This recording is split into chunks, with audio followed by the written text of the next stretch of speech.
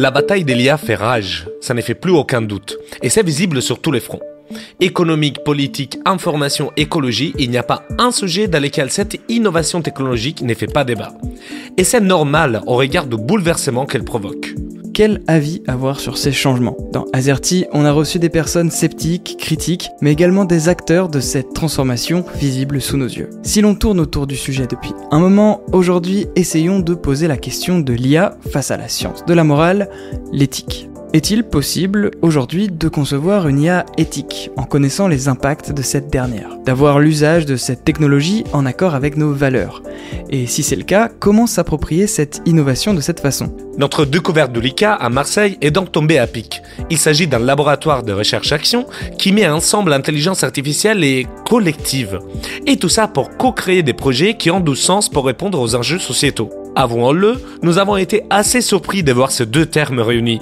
Quel est le rapport entre l'un fait des silicium et des circuits électroniques et l'autre fait des cercles de parole, des réunions et d'animateurs et d'animatrices en chair et os? Nous avons alors rencontré Raphaël Torres, chef de projet IA éthique et numérique durable au LICA, pour jeter les bases autour de l'IA éthique et de l'intelligence collective.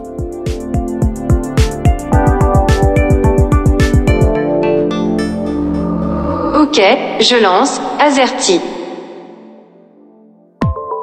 Alors le LICA ne se résume pas qu'à une structure d'accompagnement et de formation autour de l'IA.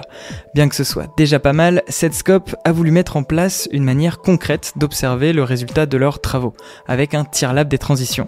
Un lieu ouvert proposant à chacun de rencontrer des acteurs de la transition, des résidents, d'assister à des programmations scientifiques et culturelles, etc. Dit comme ça, je commence à être séduit par l'idée. Mais n'oublions pas qu'au cœur du sujet, on a de l'IA. Et donc, si évidemment on discute avec Raphaël rempli de curiosité, je peux pas m'empêcher d'avoir une certaine méfiance pour être honnête. Mais allons-y, le LICA prône l'IA éthique, mais qu'entendons-nous par là ? Donc l'intelligence artificielle éthique, c'est l'idée de doter les systèmes d'intelligence artificielle de principes moraux et donc du coup de pouvoir s'assurer que les IA qu'on utilise, qu'on développe, qu'on conçoit soient cadrés. Et donc du coup, ce qu'on va faire nous par exemple dans des accompagnements de façon assez concrète, c'est de travailler avec une structure sur quelles sont les valeurs que cette structure veut défendre, veut valoriser, et donc s'assurer que l'IA va être en adéquation, va être alignée avec ces valeurs-là. Donc par exemple, si on a une structure dont l'enjeu de sécurité est important, l'enjeu de transparence est important, comment on s'assure qu'une solution d'IA derrière va être transparente, va ne pas poser de problèmes de sécurité, etc., etc. Et donc réfléchir à l'IA éthique, c'est réfléchir à ce que ces enjeux-là soient vraiment respectés par le comportement de cette solution. Et aujourd'hui, les solutions d'IA, elles sont capables de faire beaucoup de choses. Et donc du coup, c'est important de mettre un cadre sur ce qu'elles peuvent et ne peuvent pas faire. Et donc traiter de ce sujet-là, c'est traiter des enjeux éthiques de l'intelligence artificielle. Ok, la première pièce d'une IA éthique est donc de s'assurer que l'IA respecte notre éthique, que qui nous soyons. Et en effet, c'est pas une évidence si nous pensons que nombreux produits d'IA nous parviennent déjà faits, prêts à l'emploi, et donc avec l'éthique de quelqu'un d'autre. Mais avant d'entrer dans cette définition, il y a cette histoire d'intelligence collective, ou IC. Quel est le rapport entre le collectif et l'IA ? Pour être honnête, je ne suis pas un grand expert en la matière, et en fait, nous sommes allés demander à Raphaël une définition de l'IC. L'intelligence collective, c'est toutes les méthodes qu'on va pouvoir utiliser pour réussir collectivement à travailler ensemble, à réfléchir de façon collective. Et ça part du postulat que quand on réfléchit ensemble, selon une certaine méthodologie, on arrive à une forme d'intelligence collective qui est plus importante que la somme des intelligences individuelles. Et donc du coup, si on arrive à avoir de la pluralité d'opinions, si on arrive à ce que chacun puisse l'exprimer, etc., donc tout un tas de contraintes, on va arriver à produire une réflexion collective qui est particulièrement pertinente. Et donc nous, on forme et on travaille à pouvoir faciliter cette forme de coopération. Nous, on utilise donc l'IA et l'IC en parallèle, enfin on mixe les deux. Ce qu'on fait, c'est que, par exemple, dans le cadre de l'intelligence artificielle, pour faire une intelligence artificielle éthique, pour faire une intelligence artificielle qui soit plus juste, on va aller amener de la pluralité de regard lors des phases de conception, pendant le développement, pendant l'utilisation, parce que plus on amène par exemple de la diversité, plus on va s'assurer que le résultat va être robuste. On va réduire les biais. Un des gros enjeux dans l'IA, c'est que l'IA aujourd'hui elle a plein de biais parce que les façons qu'on a de les concevoir, de les penser, ça peut souvent provenir d'équipes, d'ingénieurs, d'hommes, d'un certain milieu, etc., qui ont une vision du monde particulière. Et donc du coup, plus on va aller amener du pluralisme, plus cette vision du monde elle va du coup s'étoffer et plus on va réduire les risques de discrimination, etc., etc. Et donc du coup, grâce à l'intelligence collective, on va pouvoir faire des intelligences artificielles qui vont être moins biaisées, plus justes. Ah, ça c'est cool.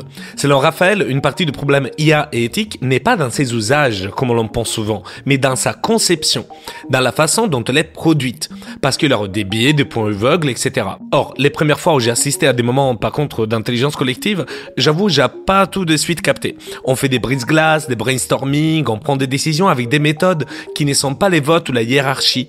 C'est avec les temps que j'ai compris l'importance de bien cadrer ces moments, ces réunions. Mais si on parle de méthode de production, je pense tout de suite au fait que dans une entreprise, il y a des rapports de force entre salariés et cadres et patrons, etc. Du coup, ça n'aurait pas plus d'essence de se tourner plus vers le syndicalisme que vers l'intelligence collective. Ou il y a un lien entre les deux au final? On n'est pas dans un monde de bisounours où il n'y a aucun rapport de domination, où tout va bien, etc. En fait, la réalité d'une entreprise, la réalité de n'importe quel collectif, c'est qu'il y a des tensions, c'est qu'il y a des sujets de frottement, de crispation, etc. Et donc, du coup, la méthode d'intelligence collective sert justement à s'assurer que on puisse, c'est ce que je disais tout à l'heure, qu'on puisse avoir de la parole indépendante, libre.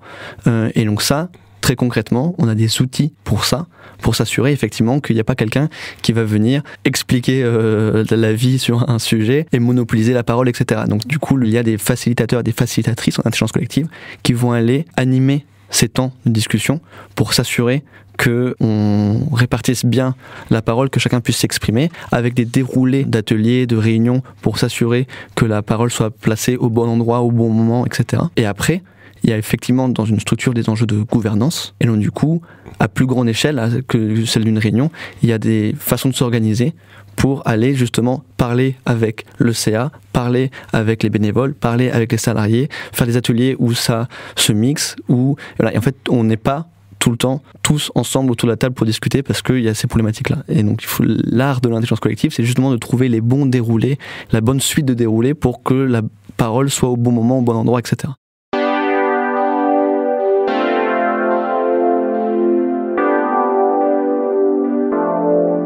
Voilà alors le postulat de base du LICA. Faire de l'IA de manière éthique, c'est intégrer le collectif à penser la conception et l'utilisation de cette technologie.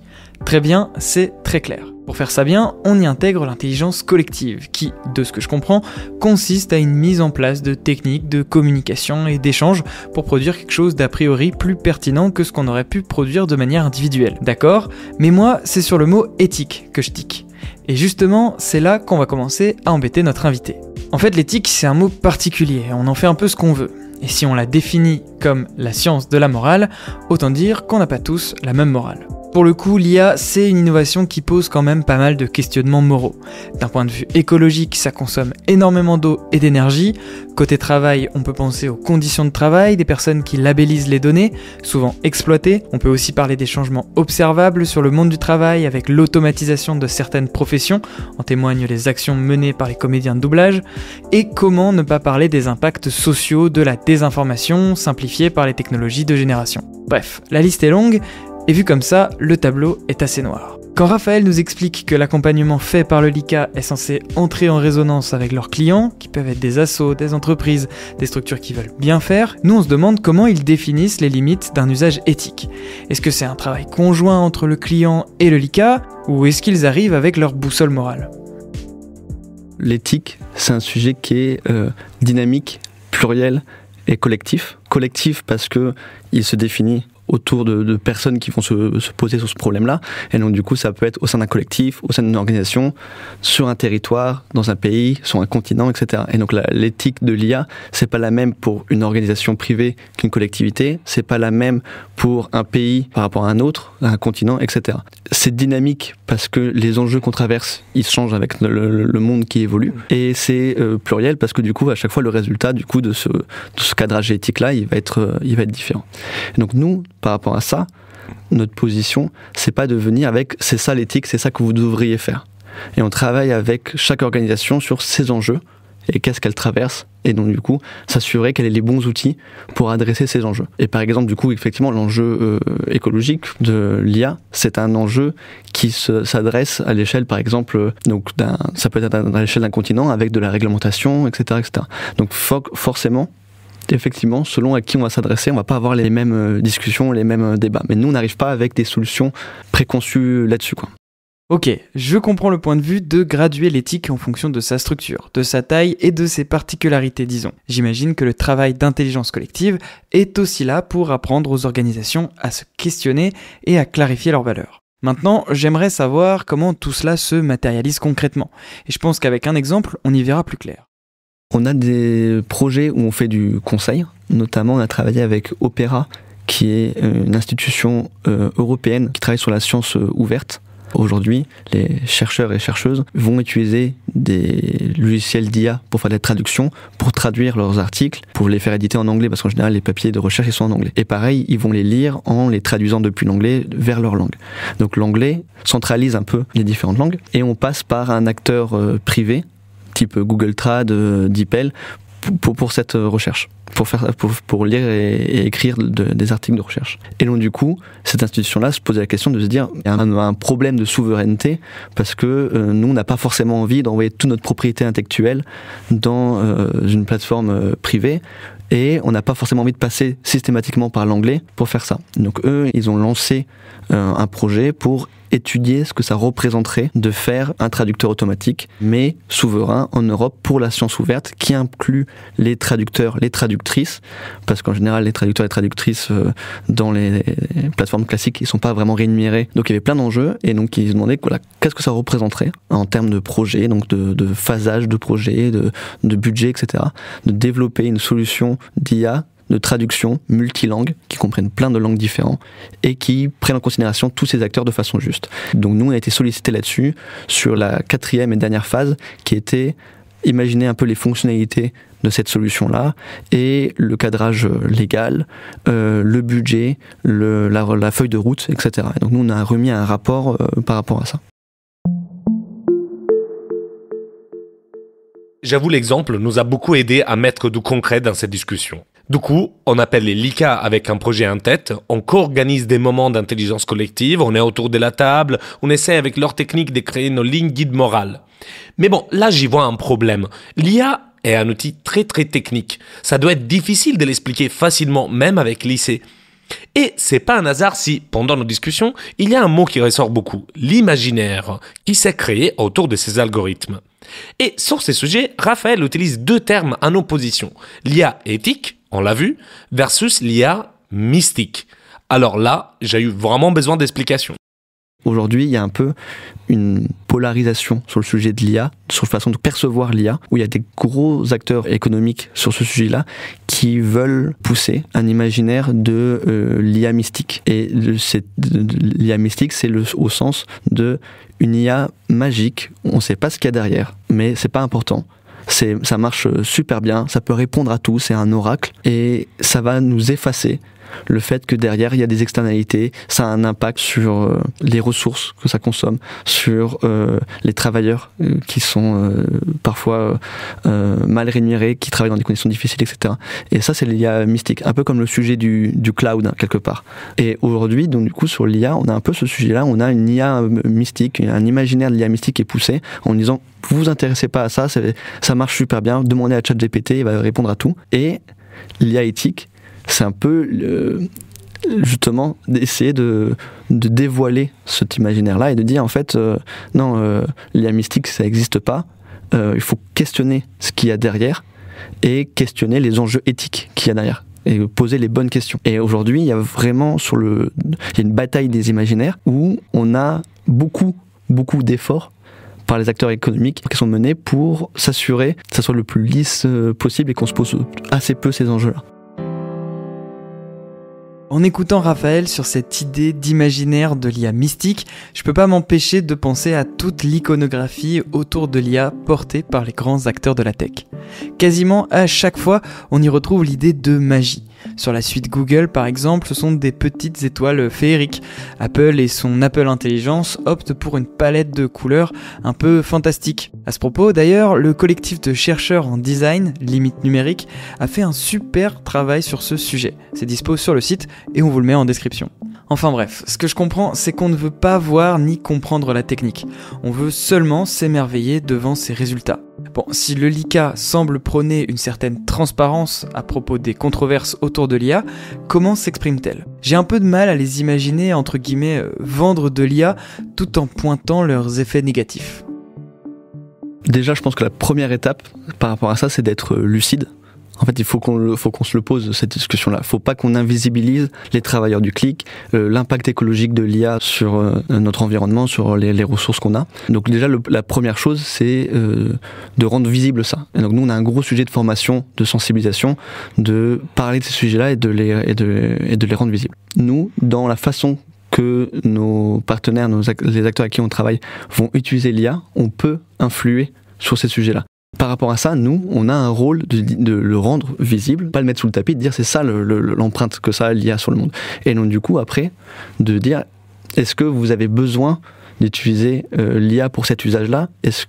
Et donc de questionner après l'usage. Et donc ça, c'est vraiment une question de design, c'est une de nos activités, dans la conception, de guider dans la conception pour faire ses choix, les choix les plus pertinents possibles. Et donc nous, là-dedans, effectivement, pour parler de l'empreinte écologique, on conseille pour des IA sobres et frugales. Donc sobre, c'est-à-dire si t'as pas besoin d'IA, n'utilise pas d'IA, aussi simplement que ça. On n'a pas besoin de l'IA pour tout, et des fois il y a un peu un phénomène gadget, etc. Donc questionner vraiment ce rapport à est-ce qu'on a besoin d'un outil aussi énergivore. Et frugal, c'est quand on a besoin d'un outil aussi énergivore, comment on peut réfléchir à optimiser sa consommation. C'est-à-dire, est-ce que j'ai besoin de l'utiliser tous les jours, auprès de tous les publics, tout le temps, ou est-ce que je peux réduire son usage, réfléchir aux matériaux qui sont utilisés, réfléchir à où sont stockées les données, etc. etc. Donc nous, on questionne souvent la proportionnalité et la finalité des solutions d'IA. La vulgarisation, l'accompagnement, je crois qu'on commence à bien comprendre la manière dont Tolika, ils envisagent un usage éthique. Mais concrètement, ça donne quoi ? Qu'est-ce qu'ils utilisent ? Qu'est-ce qu'ils conseillent ? Où vont-ils chercher les modèles d'IA qu'utilisent leurs partenaires ? On sait que presque tous les mois, si c'est pas toutes les semaines, sortent de nouveaux modèles plus performants que les précédents. Alors, c'est envisageable de faire avec ce qui existe déjà plutôt que toujours attendre le dernier modèle ? Développer par soi-même, ça coûte aussi assez cher. Il faut des équipes de R&D, toutes les entreprises n'ont pas la capacité de développer par soi-même. Donc juste pour un enjeu économique déjà, c'est déjà une très bonne solution. Et en plus, effectivement, pour des raisons écologiques, c'est évident que de réutiliser, de ne pas réentraîner des modèles, mais d'utiliser des modèles déjà entraînés, c'est hyper pertinent. Et notamment, il y a Hugging Face qui répertorie un peu tous les modèles existants, donc on peut aller piocher là-dedans, etc. Donc ça, c'est vraiment aujourd'hui un des bénéfices d'Internet et d'avoir autant de choses à disposition et même de la culture un peu de l'open source aussi par rapport à ça. La seule, alors je sais pas si c'est une limite, mais en tout cas le point d'interrogation qu'on peut un peu avoir par rapport à ça, c'est que parfois on n'a pas toute la transparence sur comment les modèles ont été entraînés, évalués, etc. Donc ça peut aller de vraiment tout est ouvert jusqu'au code, on peut réentraîner tout, etc. à des choses assez quand même peu documentées. Et donc quand c'est le cas, il peut y avoir un peu des enjeux éthiques parce qu'on ne sait pas exactement sur quel type de données ça a été entraîné. Et donc ça peut avoir, in fine, des biais de discrimination parce que certaines populations, certaines personnes n'ont pas été présentes dans les bases de données à la base, etc. Donc il y a quand même un besoin dans le matériel qu'on récupère, d'aller l'évaluer, de creuser un peu ce que c'est. Mais à ceci près, sinon, c'est vraiment une super solution technique, quoi. Mais du coup, là, on est en train de dire qu'en gros, la documentation, quelque part, toute la philosophie open source fait partie aussi de tout ça. Est-ce que les côtés open source, code ouvert, etc. n'est pas le préalable pour pouvoir développer des technologies éthiques? On parle souvent dans l'IA éthique de l'enjeu de transparence, de rendre transparent le code, etc. Et parfois, donc on cite l'open source en disant à partir du moment où c'est open source, c'est transparent et les gens y auront accès. Ce qui est déjà un premier élément de réponse, mais on peut même aller plus loin que ça et demander en fait d'être intelligible, c'est-à-dire de donner du code, mais de donner tous les outils et la documentation autour pour comprendre comment ce code a été produit, à quoi il sert, etc., pour qu'on puisse vraiment se l'approprier. Et donc dans l'IA éthique, le fait de faire du logiciel qui soit intelligible, qu'on puisse récupérer, etc., c'est un enjeu clé pour s'assurer effectivement derrière d'avoir quelque chose qui va être digne de confiance et qui soit juste, quoi. Bon, ok, du coup, je commence à capter que Raphaël nous dit que parce qu'une IA respecte une éthique, il faut une transparence dans la construction de l'éthique et une transparence dans la démarche. Du coup, l'open data et l'open source, etc. Mais c'est à ces points de la discussion que je me suis rendu compte d'une chose absurde. On dit toujours que l'IA est un algorithme à boîte noire. C'est-à-dire que pour constitution, l'IA est obscure, dans le sens où personne ne sait pas vraiment ce qui se passe à l'intérieur. Mathématiquement, ça marche, ça produit des résultats, même s'il y a tellement de paramètres qu'il est presque impossible ou difficile d'interpréter comment. Du coup, comment rendre éthique un algorithme qui, par essence, est indéchiffrable ? Effectivement, donc la transparence, elle se fait à plein d'endroits différents. Elle se fait dans le processus pour développer un algorithme, dans les algorithmes eux-mêmes et la façon qu'ils ont de fonctionner, etc. Et donc, ce dont tu parles, c'est l'enjeu un peu de transparence de l'algorithme lui-même, de comment il fonctionne. Et c'est vrai que dans le deep learning, on a cet enjeu-là, ce problème-là de transparence parce que par conception, par la façon qu'ils ont d'être faits, les algorithmes de deep learning, la transparence est difficile parce qu'en fait, c'est peut-être un tout petit peu technique, mais les algorithmes de deep learning, c'est ce qu'on appelle des méta-algorithmes, c'est-à-dire qu'ils vont créer un algorithme, ils vont créer une suite d'instructions. Et c'est cette suite d'instructions qui marche super bien et qu'on va utiliser après, sauf que la suite d'instructions qu'ils produisent sont très peu intelligibles. Et donc du coup, un algorithme d'IA, c'est le résultat de ça, c'est toutes ces lignes d'instruction qui sont pas très intelligibles. Donc c'est vrai que la solution en elle-même, c'est difficile de la rendre transparente. Maintenant, il y a beaucoup de recherches qui est fait sur ce sujet-là pour travailler là-dessus, etc. Mais de base, la techno fait qu'il y a cette problématique-là. Alors profitons du fait que notre invité ne soit pas frileux à l'idée de nous répondre sur les controverses autour de l'IA. Il le dit lui-même, une partie de son travail est de conscientiser sur les impacts de cette technologie. Mais sortons un peu de l'hypocrisie collective qui entoure la critique de l'IA. Pourquoi je dis ça ? Alors loin de moi l'idée de me faire grand défenseur de cette technologie, mais j'ai l'impression que l'IA a bon dos, comme nous le disait Mathilde Saliou dans une autre interview. Pas que l'intelligence artificielle ne doive pas être critiquée ni interrogée, mais j'ai le sentiment que s'attarder dessus, c'est ne pas poser la question du reste de nos usages numériques et de leurs impacts environnementaux, de la place du travail dans nos vies, et peut-être même des problèmes structurels qui nous poussent à son utilisation pour toujours plus de gains de productivité et de consommation. Ça fait beaucoup, alors on partage nos réflexions à Raphaël. Je pense que l'IA, par la techno que c'est, est un peu un catalyseur, parce qu'il utilise beaucoup de données, parce que c'est des modèles probabilistes et donc qui renforcent des stéréotypes si on fait pas attention, etc. Donc par la techno que c'est, peuvent renforcer certaines tendances, mais effectivement il y a un enjeu qui est plus large et qui est celui du numérique de manière générale, qui est qu'on est dans une société où on a de plus en plus de terminaux, parce qu'on nous vend de plus en plus de téléphones portables, d'ordinateurs, de plus en plus de services, d'usage, de gadgets, de capteurs partout. Donc on est en train de produire de manière générale de plus en plus de données avec des modèles économiques qui exploitent ces données pour faire des services, etc. Donc de toute façon, la tendance du numérique de manière générale, elle est à augmenter cette consommation et donc du coup derrière tout l'impact environnemental que ça implique. Ça c'est d'un côté. Et de l'autre, je pense qu'il y a un enjeu qui dépasse aussi celui-là de l'IA sur l'aspect éthique, qui est que les enjeux qu'on se pose sur l'IA, sur les questions éthiques, sur les questions du travail, sur les questions écologiques, sur les questions sociales et tout ça.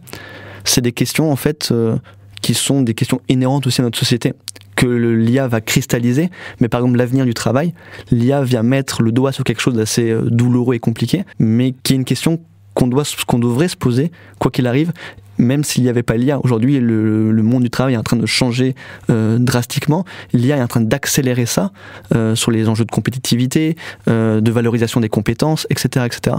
En train d'accélérer ce phénomène-là, mais la question, elle est quand même là d'un point de vue sociétal, et on devrait en parler même s'il n'y avait pas l'IA. Donc quelque part, c'est même presque intéressant que l'IA soit là pour ça, parce qu'elle vient mettre le doigt sur des choses qui créent du débat public, quoi.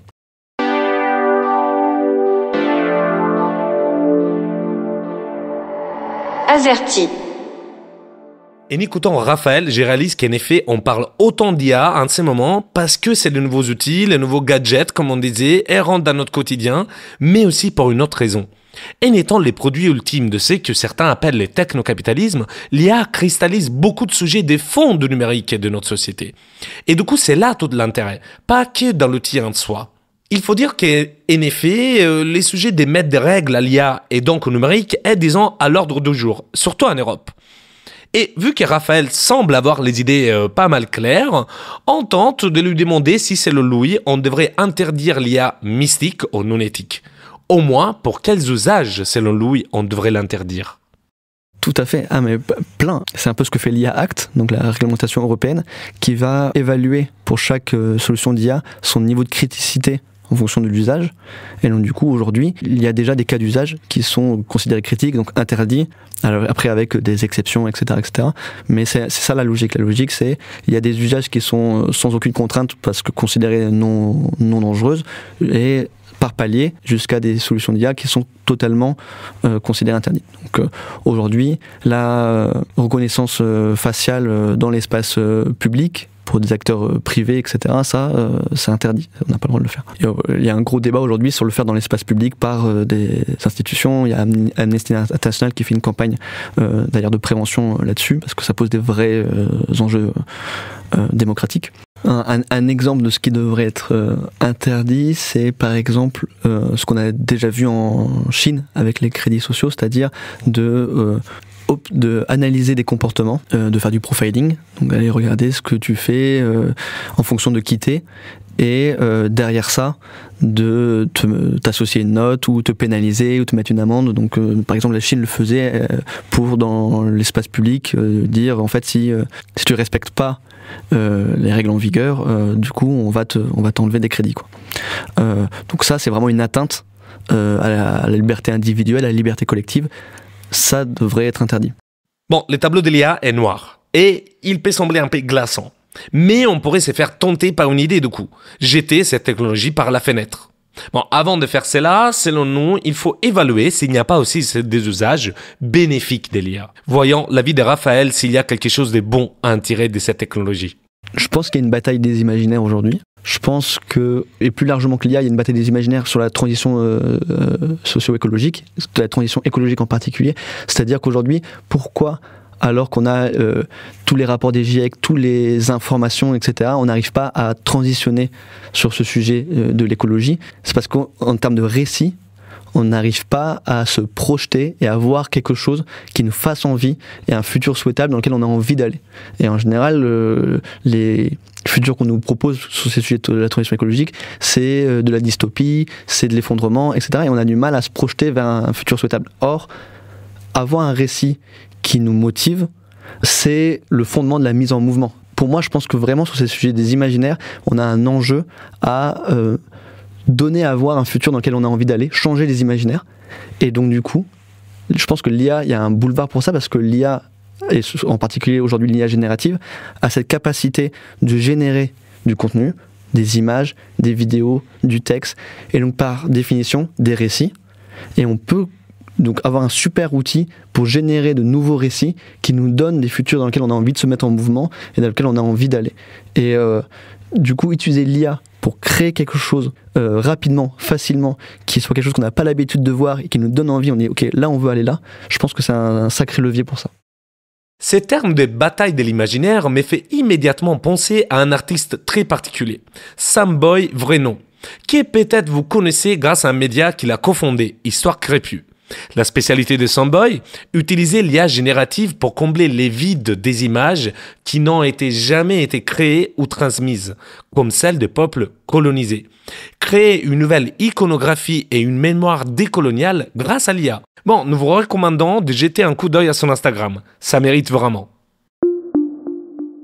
Dans Azerty, on a reçu des personnes qui critiquent, conçoivent des systèmes d'IA ou les interrogent. Mais une chose est sûre, c'est qu'au regard de l'évolution du monde, on n'a pas fini d'entendre parler de cette technologie, ni de voir les petits éclats de magie mystique sur nos interfaces. Dans ce monde où usage technologique rime très souvent avec exploitation des individus, de la planète, comment faire avec ? Est-ce qu'il existe une sorte de consommation éthique de l'IA pour nous, utilisateurs du quotidien ? Sur l'IA, ça dépend à quel point tu te sens impacté par ces sujets-là et tu as envie d'être acteur ou actrice de ces sujets-là. Et c'est pas moi, ni même le LICA qui vont te dire où mettre le curseur. Par contre, des bonnes pratiques et avoir un peu des réflexes en tant que citoyen et citoyenne, c'est toujours une bonne chose. Et moi, ce que j'aime bien avoir dans un coin de la tête, par rapport à ce qu'on disait tout à l'heure sur un peu l'IA mystique et le côté aussi où on voit pas derrière le capot, c'est de se dire simplement que c'est pas une solution qui est gadget, c'est une solution qui a un impact, et donc du coup, si je m'en sers, c'est selon mon critère à moi, parce que c'est important, parce que c'est utile, etc. Et donc d'enlever de sa pratique le côté vraiment gratuit, de je l'utilise parce que c'est rigolo, et voilà, et d'avoir un peu, de muscler ce réflexe-là, de poser un peu la question sur son usage. Est-ce que ce que je suis en train de faire, c'est utile, ça sert à quelque chose, ou je suis juste en train de bidouiller, de m'amuser, et aujourd'hui, je pense qu'il faut que collectivement on arrive à avoir ce regard critique-là et de se dire, bon, peut-être au vu de ce que ça coûte dans notre monde, on ne devrait peut-être pas l'utiliser pour faire des blagues à longueur de journée. Voilà. Après, effectivement, l'idée c'est pas de faire du moralisme et de dire que chacun qu'est-ce qu'il devrait faire ou pas faire. Mais d'avoir ce réflexe-là et après d'être chacun juge de ça et de décider, je pense que c'est important. Merci à Raphaël Torres du LICA pour avoir accepté de répondre à nos questions. Pour en savoir plus sur ce que propose le LICA et le Tiers Lab des transitions, on vous invite à aller découvrir leur site lica-europe.org et leur Instagram @lica.europe. Dans cette émission, on a aussi cité quelques sources que vous retrouverez en description du podcast. Comme d'habitude, si cet épisode vous a plu, que vous nous écoutiez en podcast ou sur Radio Grenouille, on vous invite à découvrir les précédentes émissions disponibles dans vos applications de podcast. N'hésitez pas non plus à commenter et à nous laisser des étoiles. À bientôt!